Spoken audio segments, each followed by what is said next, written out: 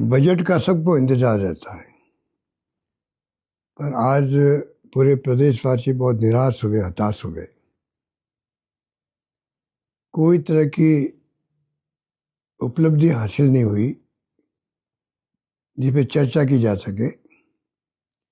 सभी वर्ग, चाहे युवा हो, चाहे महिलाएं हो, चाहे बुजुर्ग हो, सभी में बड़ा बड़ा आक्रोश है लोगों के अंदर, क्योंकि पेंशन 90 लाख लोगों को मिलती है, उस पर कोई बढ़ोतरी की घोषणा नहीं हुई।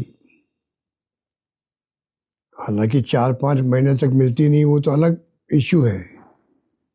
तो पेंशन का बड़ा इश्यू है। विधवाएं, बुजुर्ग, दिव्यांग, उनको आवश्यकता होती है प्रति मंथ जो पेंशन मिलती है उससे। निराश हुए वो लोग। उसके अलावा जो लोग उम्मीद करते थे, अन्नपूर्णा किट बिना मतलब का उसको बंद कर दिया। जब उस वक्त में फोटो लगी हुई थी मेरी वहां पर एज मुख्यमंत्री, अब फोटो हटा के भजनलाल की फोटो लग जाती। अन्नपूर्णा किट इतना पॉपुलर था पूरे प्रदेश के अंदर, उसको बंद करने की आवश्यकता क्या थी। आज उम्मीद कर रहे थे कि वापस उसको शुरू कर सकते हैं, शुरू नहीं हुई। इंदिरा रसोई, मैं खुद गया कई जगह खाना खाने के लिए। इंदिरा रसोई इतनी पॉपुलर थी प्रदेश के अंदर, अब अधिकांश जगह पर वो स्कीम ठप कर दी गई। कितने गरीब, मजदूर, युवा, बल्कि जो छात्र आते थे बाहर से, हॉस्टल में रहते थे, उनको बहुत बड़ी मदद मिलती थी, वो लगभग बंद हो गई है। और कोविड के अंदर कितनी हमें तकलीफ हुई, कैसा शानदार मैनेजमेंट किया, पूरे देश में नहीं दुनिया में तारीफ हुई। और हेल्थ की स्कीम जो हमने बनाई है, चिरंजीवी योजना, फ्री मेडिसिन, ऑपरेशन सारे free, MRI CT scan free, सब जांचें फ्री। हर घर और घर गांव के अंदर आज चर्चा होती थी स्कीम की, प्रदेश के अंदर भी और प्रदेश के बाहर पूरे देश के अंदर। ऐसी स्कीम पूरे देश में कहीं नहीं है और शायद दुनिया में भी कहीं नहीं होगी। इस बात का हमें फक्र है। आज वो स्कीम जो है इतनी बर्बाद हो चुकी है, कागजों में 25 लाख आज भी है, पर ऐसा भ्रम फैल गया वो 5 लाख की हो गई है। उस भ्रम में लोग इलाज नहीं करा पा रहे।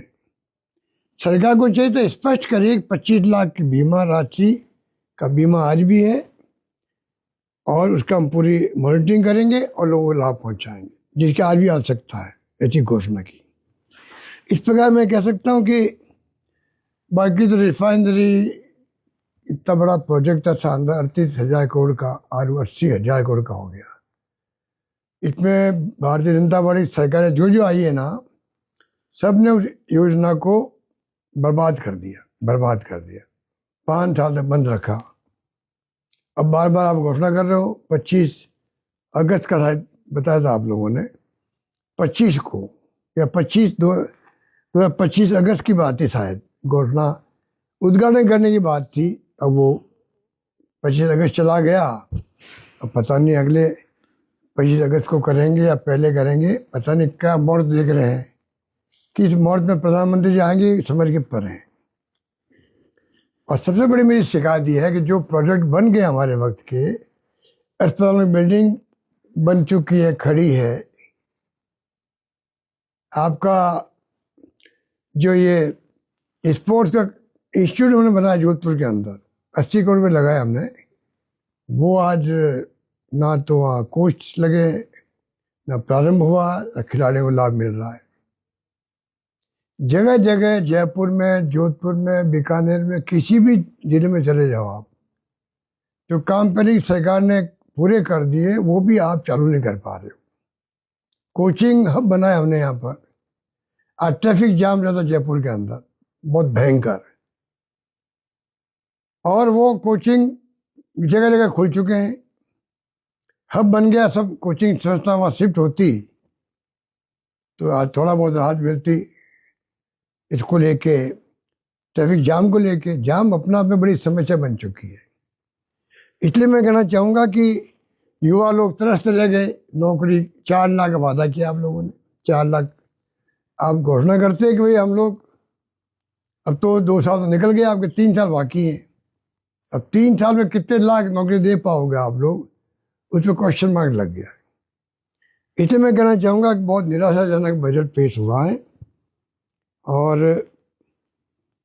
लोगों में बहुत निराशा का भाव पैदा हुआ है। बजट में लोग उम्मीद करते हैं कि जो भावना मैंने प्रकट करी है उसके आधार पर बजट की घोषणाएं होगी, उसका लाभ मिलेगा। पेमेंट नहीं हो रहे, ठेकेदारों को नहीं हो रहे, पेंशन नहीं मिल पा रही लोगों को, और तो और आपके नरेगा के अंदर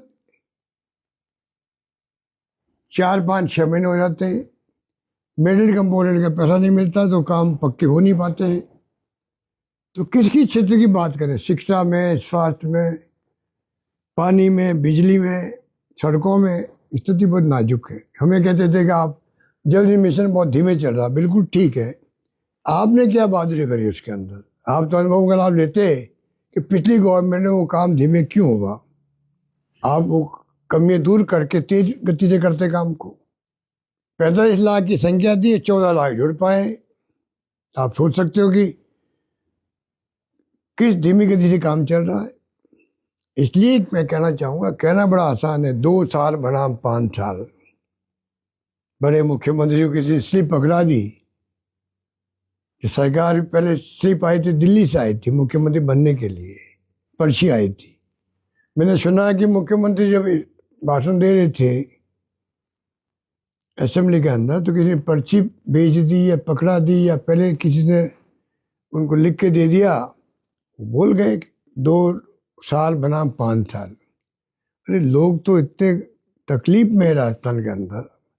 मैंने मुख्यमंत्री से आग्रह किया पहले भी कि मैं इसमें राजनीति से हटके बात करना चाहता हूँ आपसे, क्योंकि इसमें आपका हमारा कुछ नहीं बिगड़ेगा, इसे बिगड़ता है जनता का। परेशानी जनता भुगतती है, विकास ठप होता है तो जनता का नुकसान होता है। इसलिए मैंने कहा आप किसी गांव में भेज के सर्वे करवा लीजिए। एजेंसी इतनी अच्छी आपके पास में है, अमित शाह जी के पास में एजेंसी है जो पूरे देश में सर्वे करवाती रहती है, करवा लिए। आपकी स्थिति क्या है राजस्थान के अंदर, सरकारी गवर्नेंस कैसी चल रही है, आपको खुद को आंखें खुल जाएगी आपकी, तो आप अच्छा शासन दे पाओगे जनता को, उससे में खुशी होगी, कुछ तो काम हो। करप्शन की तो हद पार हो चुकी है, चाल चली तो चेहरा, कहाँ गया आपका आरएसएस का? बहुत घमंड के साथ बोलते थे आप लोग, सत्ता में नहीं आए तो अब धजिया उड़ गई उस नारे की भी। इसलिए मैं कहना चाहूँगा बजट में डिस्कशन भी होगा, सब कुछ होगा, कृपा करके आप जो है मॉनिटरिंग करवाइएगा। पिछले बजट की घोषणा भी अधिकांश घोषणा अधूरी पड़ी है, पूरी हुई नहीं है, और नया बजट आ गया आपका। ये जन आक्रोश है जो मैं आपके सामने पेश कर रहा हूँ। धन्यवाद।